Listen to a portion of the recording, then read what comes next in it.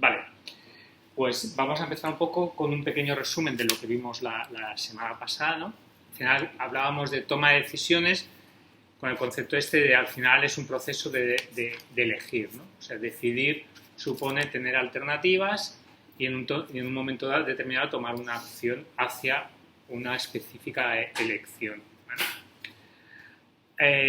Pusimos el ejemplo sencillo, ¿no? De si qué decisiones podíamos, durante el día tomábamos muchos tipos de decisiones, ¿no? Como la más sencilla que podía ser, pues, me llevo una chaqueta o no me llevo una chaqueta, ¿vale? Entonces, bueno, podríamos hablar de que teníamos decisiones que podíamos decir que eran más rutinarias, ¿no? Y algunas que podríamos decir que comportan asumir mayor grado de responsabilidad, ¿vale? Al final las decisiones vienen influenciadas por nosotros mismos, porque normalmente nosotros somos nuestros propios actores, salvo cuando tomamos decisiones colectivamente o como cuando hoy veremos hay determinados tipos de decisiones que nos vemos influenciados no solo por lo que yo decida, sino también en función de lo que pueda decidir un tercero, porque va a tener impacto en el tipo de decisión que yo estoy tomando, ¿vale?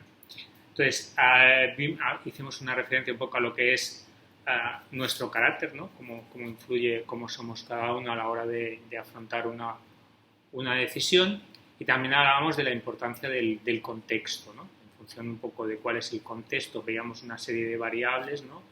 Socioeconómicas, del entorno de la empresa, etc., ¿no? Que también nos influyen a la hora de tomar algún tipo de decisión, ¿vale? Hablamos del concepto de incertidumbre, ¿no? Que no es lo mismo tomar decisiones en las que conocemos de antemano todos los escenarios y todas las consecuencias que supone cada una de las elecciones, a entornos en los que aparece el concepto de incertidumbre, ¿vale? Por el motivo X probablemente puede ocurrir a lo mejor que nos falte información para tomar esa decisión. Hicimos una pequeña descripción, ¿no? De la importancia que tiene el recoger información. Si recordáis, hicimos aquel paralelismo, ¿no? Entre lo que serían datos, ruido e información, ¿no? Un poco para poder separar lo importante que es separar el ruido y con los datos realmente filtrarlos, ¿no? Ordenarlos de alguna manera para que lo que tengamos sea información, ¿vale? A veces la información la tenemos accesible, a veces no, y en los casos que... Sí me he acordado, ¿eh? Gracias. En los casos que no tenemos la información, pues hablábamos de alternativas a la búsqueda de la información. A veces comentábamos pues, que podía ser el histórico, ¿no? El tomar con los riesgos que tiene siempre eso, ¿no? El tomar una decisión basándonos nuestras ventas en función un poco de lo que ha sido nuestro histórico, o acudir a fuentes diferentes, ¿no? Os expliqué, por ejemplo, el caso nosotros que vimos para entrar en el mercado de Argentina, de la dificultad de conocer cuál es el mercado real de audífonos que tiene este país. Pues bueno, acudes a una fuerte alternativa que son las importaciones, y a partir de ahí, con esa información más o menos exacta, pero ya reduces algo la incertidumbre porque tienes una serie de información verídica sobre cuál puede ser el tamaño del mercado, ¿vale? Si os recordáis, también pusimos en contexto la importancia que han tomado en muchas empresas todas estas figuras, ¿no? Sobre todo a raíz de la importancia que han tomado aspectos como el business intelligence, etcétera, ¿no? A la hora de poder tratar mucha información, ¿no?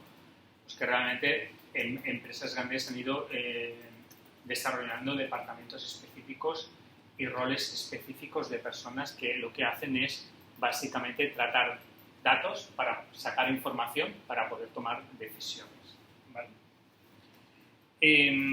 También otro tema que vimos el otro día fue un poco el separar el concepto de hechos y opiniones, ¿no? Un poco ese concepto de qué manera nos vemos nosotros influenciados, ¿no? Pues tener esa capacidad de, ante algo, poder tener claro si lo estamos... esto que pensamos es algo que es una opinión nuestra o de un tercero, o realmente es un hecho, porque eso influye a la hora de cómo tomamos la decisión, ¿vale? Hablamos aquí, si os recordáis, hablamos del concepto de objetividad y subjetividad. Hicimos referencia a los 4 T's, que luego si nos da tiempo repasaremos un ejercicio que sale en el que hace un poco referencia a cuáles son esos 4 T's para tener la certeza de que cuando estamos diciendo algo desde nuestra subjetividad al menos hemos pasado ese filtro, ¿vale? Hicimos un recordatorio, una separación entre lo que es percepción y realidad. ¿Os acordáis que vimos las diferentes fotos de que en una misma imagen pues podemos ver una cosa, podemos ver otra o podemos ver las dos cosas de igual manera, ¿vale? Vimos también un poco cómo funcionaba nuestra mente, ¿no? A la hora de coger información, la información que ya tenemos en la memoria a largo plazo y que podríamos poner que es el equivalente a nuestro disco duro, y lo que sería la memoria en el corto plazo, ¿no? Que sería como la RAM del ordenador, que es donde tratamos, ¿no? las cosas sobre las que tenemos que actuar en el corto plazo. Hablamos también un poco del concepto de la diferencia entre razonamiento y lógica, ¿no? Si os acordáis, partimos sin entrar mucho en el detalle del concepto lógica filosófico, ¿no? Pero sí un poco se parte de un axioma que se considera general y que siempre se va a cumplir, y a partir de ahí se hace el desarrollo, ¿no? Y hablamos de que todos los libros de informática son un rollo, este es un libro de informática, este libro es un rollo, ¿no? Entonces lo que comentábamos un poco es que al final el cerebro humano, la razón, que utiliza razonamiento, ¿no? Es esa dificultad de que realmente poder construir un axioma que sea una verdad, llamémosla así, absoluta. Hola, muy buenas. No te preocupes, estábamos haciendo un repaso de lo que habíamos visto la semana pasada, ¿vale? Bueno, eso era un poco lo que acababa distinguiendo por qué es necesario el razonamiento, porque nos tenemos que enfrentar a procesos de decisión que no siempre, la gran mayoría, partimos de un axioma lógico, ¿vale?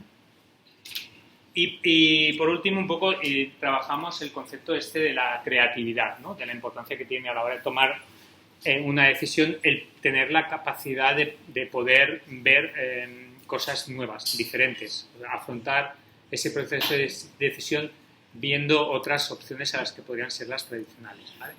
Lo enfocábamos desde 2 puntos de vista, de la manera de que lo podemos hacer a nivel individual o a nivel de grupo. Y si os recordáis, a nivel de grupo, pues hicimos aquellos mini talleres, ¿no? del más famoso, el del brainstorming, hicimos el de los 6 sombreros, ¿no? Un poco cada uno escogiendo un rol, y por último hablamos, os introduzco un poco en aquel concepto de la inteligencia positiva, ¿no? De tomar las decisiones más desde la parte más nuestra sabia, no tanto desde nuestra otra parte que está más sujeta a nuestros jueces y a nuestros saboteadores, ¿no? Y un poco ahí lo que planteábamos era aquel juego, por llamarlo así, que era lo que me gusta de tu idea, ¿no? Que al final lo que intentábamos es que, partiendo de una idea, encontrar en lo que dice el otro que siempre haya algo a lo que aferrarme, ¿no? De alguna manera, de esta manera hacemos más rica la idea original y también nos ayuda a empatizar con el otro, ¿vale? ¿Alguna duda un poco de lo que estuvimos viendo la semana pasada? Vale. Pues, si os parece, vamos a ir vamos a hacer cositas un poco más prácticas, ¿vale? Venga, vamos a hablar, me voy a mover un poco porque si no aquí leer la materia es... Vale. Desarrollo y selección de alternativas, ¿vale? Vamos un momento al momento en que nos enfrentamos a diferentes alternativas y tenemos que tomar una decisión, ¿vale? Vamos a ver diferentes escenarios y diferentes técnicas o herramientas que podemos utilizar, ¿vale? El primer concepto son decisiones en condiciones de certeza, ¿vale? Aquí partimos de la base de que conocemos exactamente, ¿vale? Tenemos toda la información relevante, podemos evaluar todas las consecuencias de elegir una u otra alternativa, ¿vale? Podemos decir que es la decisión más fácil, porque al final disponemos toda la información Lo único que tenemos que tratarla para que de una manera objetiva podamos decir que esa es la decisión más correcta, ¿vale? Ejemplos, vamos a ir viendo un poquito y luego haremos un caso concreto, pues son, por ejemplo, a la hora de decidir la distribución de una planta, cuál es la capacidad productiva, etcétera. Al final, si tenemos la capacidad de decidir esto es lo que quiero trabajar, o sea, sobre esto es sobre lo que tengo que decidir y esas son las variables que tengo que tener en cuenta, ¿vale? Si tengo claro cuál es mi función y tengo claras cuáles son las variables, ahora veremos un modelo matemático, ¿no? En este caso, que nos permite tomar una decisión bajo ese criterio de certeza.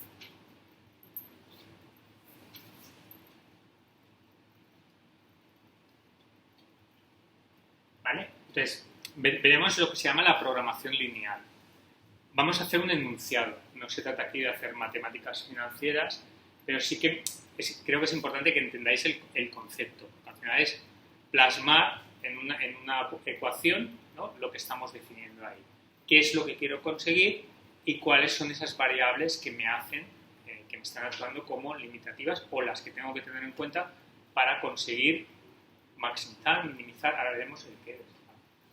¿Vale? Al final, la programación lineal es una técnica matemática que lo que hace es permitir asignar recursos limitados, método de resolución de problemas destinado a la asignación eficiente de recursos limitados en actividades conocidas para maximizar beneficios o minimizar costos. Aquí está un poco toda la explicación teórica, luego vamos a verlo en un caso práctico que lo veréis más fácil. ¿Vale? Al final, bueno, estas son un poco las características matemáticas que van a marcar esto, ¿no? Que dice funciones objetivo y con unas restricciones que se llaman lineales. Vamos a ver un caso más concreto, ¿no? De cómo funciona y luego lo trabajamos. Aquí al final lo que estamos planteando es, bueno, una posible opción es yo tengo que comprar un apartamento, ¿no? Y tengo probablemente tenga un presupuesto limitado y a partir de ahí lo que se trata es ver cuál es la combinación que consigo utilizando unas variables que yo defino, ¿no? Al final en este caso mi objetivo es obtener el mejor apartamento, pero voy a tener una serie de restricciones que tienen que ver con cuál es el espacio que tengo, la distribución, el área, la ubicación, la decoración, el costo. ¿Vale? Esto es un poco lo que se llama la función objetivo y esto sería lo que se llaman las restricciones. ¿Vale? Vamos a verlo en un caso concreto numérico. Bueno, antes de entrar en el caso numérico, nos sirve tanto para tratar temas a nivel general o a nivel específico, ¿no? Cuando hablamos a nivel general, por ejemplo, ¿en qué caso podemos utilizar la programación lineal? Pues imaginaos, se trata de una empresa que planea producir un artículo para un mercado determinado, ¿vale? Entonces, ¿cuál es el objetivo de esta empresa? Pues el objetivo para ellos, lo importante, su función objetiva es que ellos quieren minimizar el coste, ¿vale? Entonces, su función va a ser, busco una producción con un coste mínimo. ¿Y cuáles son las restricciones con las que me encuentro? Los costos del mercado, la tecnología, la capacidad de producción, etc. ¿Vale? Este es un concepto a nivel general. A nivel específico, puedo encontrar cuál puede ser mi función objetivo. Pues, por ejemplo, dice, el director de producción desea agilizar un proceso. ¿Vale? Entonces, ¿cuál es su objetivo? Al final, su función objetiva va a ser minimizar el tiempo de producción. ¿Vale? Entonces, yo lo que quiero es, con este proceso que voy a montar, para mí lo importante es que el tiempo de producción sea el mínimo, ¿vale? Pero ¿cuáles son las restricciones que voy a tener? Voy a tener un número determinado de personas, una capacidad de producción determinada, un diseño de productos, etc. ¿Vale? Vamos a ver un caso concreto para ver si con eso ya acabamos de entender lo que sería el concepto de función a maximizar o minimizar y cuáles son las restricciones que actúan.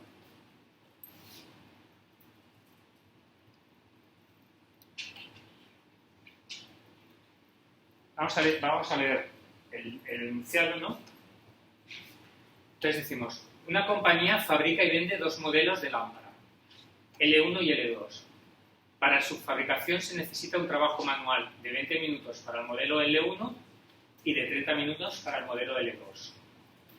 Y un trabajo de máquina de 20 minutos para el modelo L1 y de 10 minutos para L2. ¿Vale? O sea, tenemos la capacidad de producir dos lámparas, ¿vale? Una necesita que haya un operario X tiempo y otra necesita que haya otro operario otro determinado tiempo. Y a la misma vez, para acabar ese proceso con la lámpara, lo que necesitamos es un tiempo de máquina en una y un tiempo de máquina en otra. ¿Vale? Muy buenas. Entonces, aquí lo que estamos diciendo es, disponemos para el trabajo manual de 100 horas al mes, ¿vale? Que sería un poco los trabajadores que tengo, y para la máquina dispongo de 8 horas al mes. Sé que el beneficio por unidad es 15 y de 10 euros para cada uno. Planificar la producción para obtener el máximo beneficio. ¿Vale? Entonces, un poco, al final, la programación lineal lo que hay es una función a maximizar o minimizar y unas restricciones. ¿Vale? Entonces, un poco el concepto para mí es que entendáis cómo haríamos el planteamiento. ¿Vale? No se trata de calcular el número exacto ni mucho menos, ¿no? Pero un poco, ¿qué es lo que aquí se nos está pidiendo? ¿Cuál es un poco, ¿no?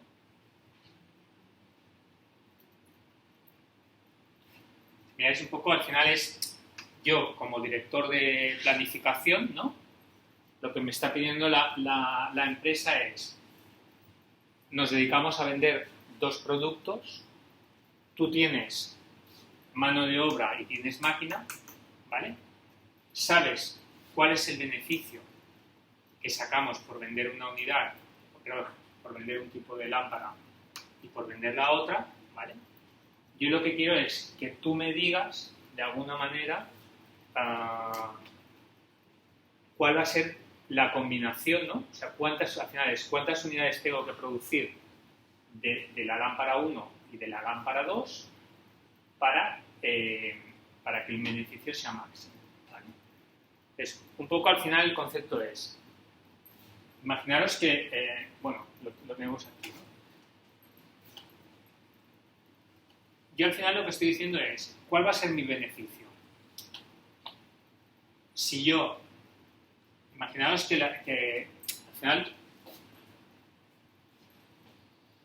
la lámpara 1, ¿no? Podríamos decir que vamos a producir unas cantidades que sean X, ¿vale? Y de la lámpara 2,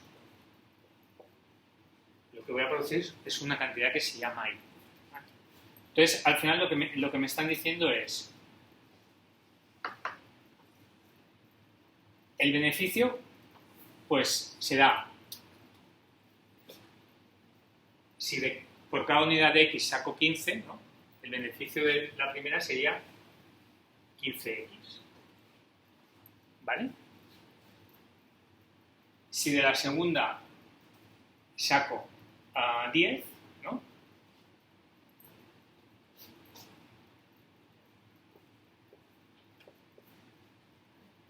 Entonces, un poco al final, aquí lo que me están diciendo es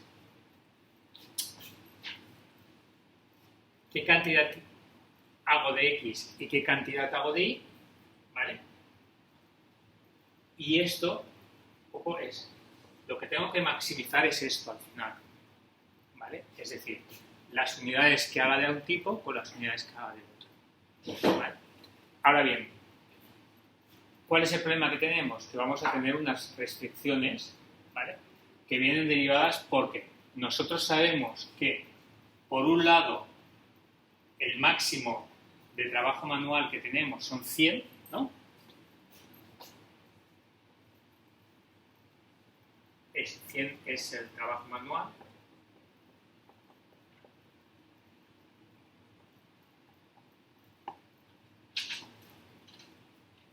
Buenas. Y por otro lado, estos son 100 horas, ¿vale?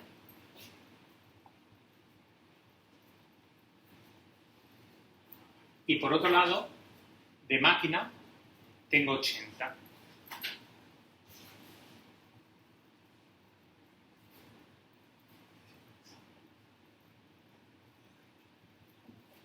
¿Vale? Entonces, yo para hacer la primera necesito 20 minutos. Y para hacer la segunda necesito 30 minutos. ¿Vale? Entonces, vamos a hacerlo como el tiempo lo tenemos expresado en horas, ¿vale? Lo que vamos a hacer es hacer el equivalente, ¿no? Al final, 20 minutos, ¿cuántas horas son? 0,30. Un tercio. Bueno, ponemos un tercio. Vale.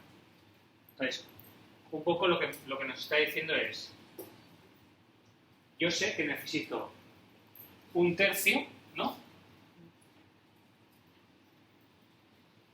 Para producir X. Vale, pues sí.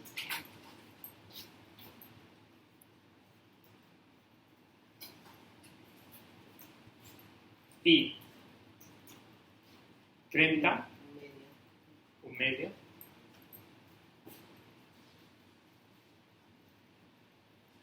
Vale. Entonces, yo lo que sé es que al final, como máximo, esto, que son el trabajo manual, ¿vale? Es decir, que como máximo esto va a ser 100. ¿Vale? Y por otro lado, si lo miramos desde el punto de vista de la máquina, ¿vale? Tenemos 20 minutos, que sería un tercio,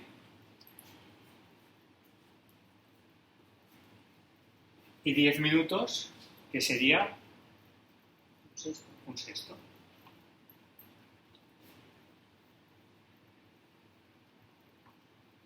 Y estos son 80. ¿Vale? ¿Se entiende un poco el razonamiento de cómo funciona?